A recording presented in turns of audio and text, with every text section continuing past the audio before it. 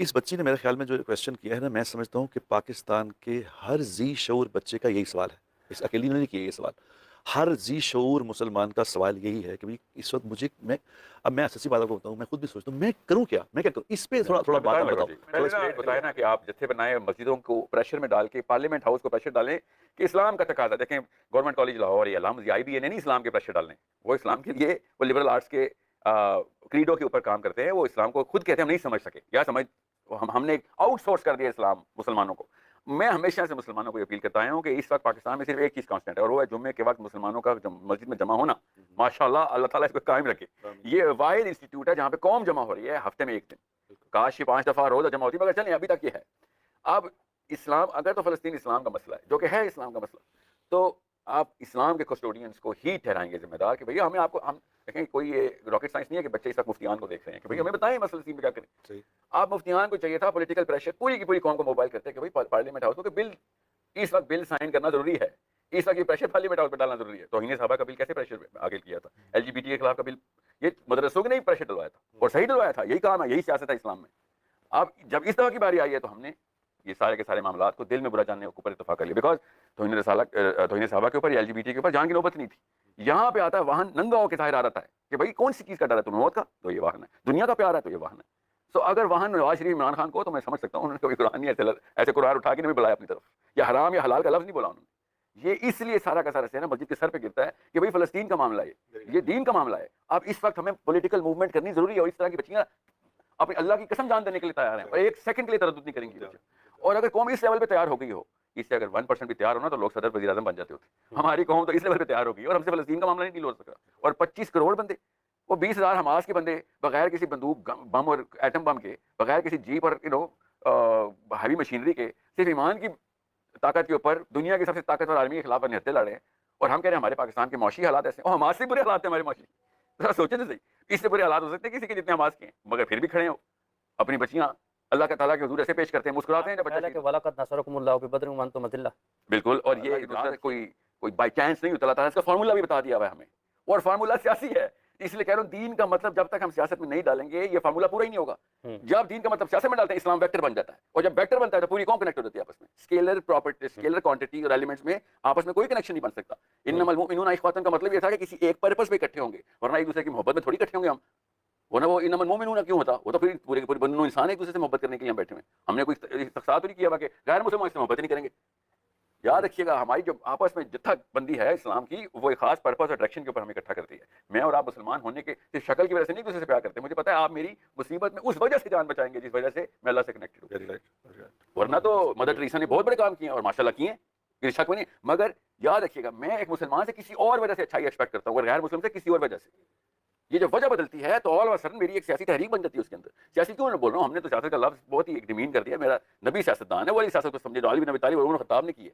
वो पूरी उमर ख़त्ताब नमाज़ पढ़ा के सलाम फेरा उन्होंने मस्जिद नबवी में, अमीरुल मोमिनीन उस वक़्त सलाम फेरा और सलाम फेरते ही पीछे अब्दुर्रहमान बिन औफ से कहा उन्होंने कि मेरा ख़्याल है यमन के रिबात में फ़ौज कम भेजी। साहबा ने कहा नमाज़ के बीच में भी उम्मत की किस-किस एलिमेंट को उन्होंने ज़हन में रखा होता है। हम कौन सी डायरेक्शन में इस्लाम आया हमारे ऊपर। ये बच्ची जब रोती है तो मुझे अपने मुसलमान होने के ऊपर नहीं, मुझे अपने मर्द होने में भी शक हो जाता है कि अब उम्मत की औरतों के अंदर वो वाली गैरत मौजूद है और हम यहाँ पे बैठे हुए हैं और किस किस्म के तमस्सर करते हैं हम एक दूसरे के ऊपर, किस किस्म की एक सीवी बनाई हुई हमने। वो अचीवमेंट क्या है मेरी, मैं वो कैसे बताऊँ। मुझे जब फ़लस्तीन का लफ्ज़ आता है मुझे हालत ख़राब हो जाती है। उम्मत की बच्चियाँ अगर हमें ललकार रही हैं और हम यहाँ पे बैठे टीवी के ऊपर शो कर रहे हैं और उसके बाद हमारे अंदर एक एरोगेंस भी है कि हमने कुछ कर लिया। आपको मैं वो सीन दिखा दूँ ना लोगों को, समा टीवी के ऊपर फ़लस्तीन की एटलीस्ट एक वीडियो तो लाइव चला दिया करें। हमने छुपाना जो अल्लाह की कसम हम छुपाते हैं और परसों एक सेनेटर को पकड़ के पुलिस ले गई है पाकिस्तान की क्योंकि फ़लस्तीन के खिलाफ फ़लस्तीन के बारे में एहतजाज किया। एहतजाज वो सेनेट में भाट साहब ये जो जब भी एक अभी फ़लस्तीन की बात हुई है, साहिल साहब जज़्बाती भी हूँ, आपकी भी आँखों में नमी है। नबी सल्लल्लाहु अलैहि वसल्लम की हदीस भी है तो मुसलमान तो एक जिस्म की मानद है। अगर इसके किसी जिस्म के एक हिस्से में तकलीफ़ होगी तो पूरा जिस्म तकलीफ़ में मुब्तला होगा। तो फिर जब हम ये वाली हालत देखते हैं क्योंकि हमें पाकिस्तान में भी बहुत सारी तकालीफ नज़र आती हैं, लेकिन इसका मतलब ये है कि हम कहीं दबे पड़े हैं।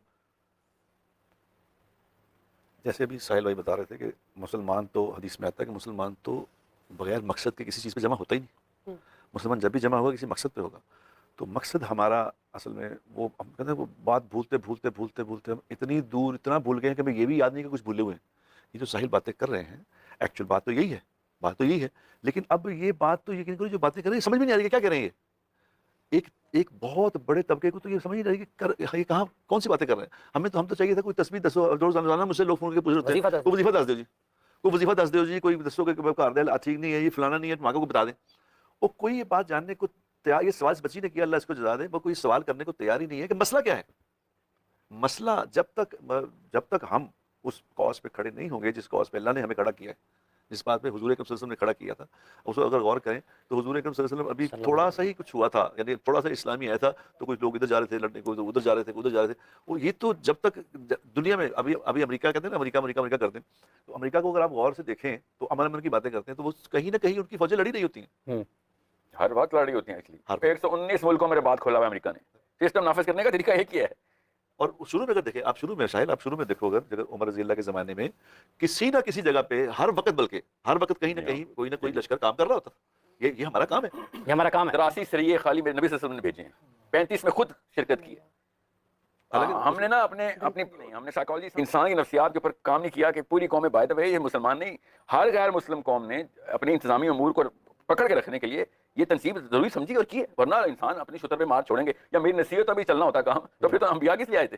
पहला नबी काफी था आदम अलैहिस्सलाम, उसके बाद हम उनकी नसीहत ही मानते रहते। इंसान खुद शोरिश पे है, वो खुद करता है ये पंगा। ये फलस्तीन और इसराइल का मसला कोई ज्यादा बड़ी रॉकेट साइंस नहीं है। कोई भी और मौका मिलना था, किसी और कौम ने चार दौड़ना था, वजह जो भी होनी थी, इन्होंने दीनी वजह बनाई हुई। ये तो वाहिद मुल्क है इसराइल जो अल्लाह के नाम पे फलस्तीनी मार रहा है। इनको इनके रब ने कहा है कि इसराइल तुम्हारी मलकियत है और ये जबरदस्ती काबज हुए। ये कुरान और तौरात की लड़ाई है। ये कब समझेगा मुसलमान, स्पेशली मेरा नवाज शरीफ और जरदारी, कब समझेगा कि अपना नाम तो बदल लो मुसलमानों वाले, हमें तो ना कंफ्यूज करो। ये तौरात और कुरान आपस में तसादुम में फलस्तीन में। वैसे मैं आपको एक बात करता हूँ साहिल, ये दुनिया में हम नहीं है, ये दुनिया में जो कुछ भी होता है वो अल्लाह की मर्जी और इरादे से होता है। मैं समझता, मेरे अपना जाती ये ख्याल है, मैं इससे किसी बात नहीं कर रहा, कि ये अल्लाह मुसलमान को जगाने के लिए ये कर रहा है। अब देखो तुम्हारे साथ ये हो जाएगा अगर तुम, ये कुरान क्या कहता है, वो इनकाना आबाउकुम व अबनाउकुम, कुल इनकाना आबाउकुम अबनाउकुम इख्वानुकुम अज़वाजुकुम व अशीरतुकुम अम्वालुन इक़्तरफ़्तुमूहा। अगर तुम ये सारी चीज़ें रोक रही हैं तो फिर इंतजार करो, फिर अल्लाह का, अगर ये चीजें तुम्हें रोक रही हैं, वेट करो फिर। इलैकुम मिनल्लाहि व रसूलिही व जिहादिन फी सबीलिही फतरब्बसू हत्ता याति अल्लाहु बिअमरिही वल्लाहु ला यहदिल कौमल फासिकीन। फासिक, अल्लाह फासिकों को तो हिदायत दिए नहीं करता। और फासिक किन लोगों को अल्लाह ने फासिक कहा है? फासिक से मुराद इस आयत से क्या मुराद है कि ये जो सारे लोग ऊपर ये वाले काम अगर नहीं करे तो ये फासिकों में आ इस वजह से जिहाद नहीं करे। पूरी कैटेगरी दे दी हुई है, आप देख लें, हर एक की अपनी अपनी, कुछ लोगों की पूरी सबके सब ऑल ऑफ द अबव पे आते हैं, कुछ समझ रहे हैं, कुछ वन ऑफ द अबव पे आते हैं, कुछ सम ऑफ द अबव